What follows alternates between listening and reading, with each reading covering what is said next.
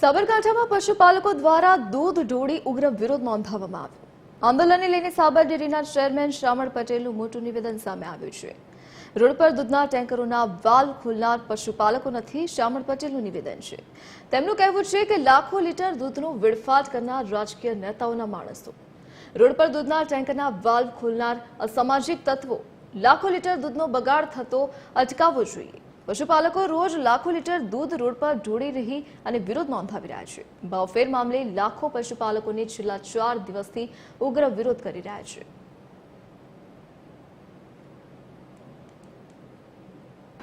આમ કાળી મજૂરી દિવસ રાત કરીને તરેલ દૂધ ઉત્પાદનને 5 મિનિટમાં ઢોળી દેવું એ કોઈ પશુપાલકનો જીવ ચાલે નહીં। આવા વિડીયો જોઈને અમને જીવ બળે છે કે મહા મહેનતે ઉત્પાદન થતા દૂધને આવી રીતે ઢોળી કેવી રીતે શકાય? આ કોઈ પશુપાલન ક્યારેય આવું કરી શકે નહીં। રજૂઆત હોઈ શકે, પણ આ રીતે ક્યારેય કોઈ પશુપાલન ના કરે।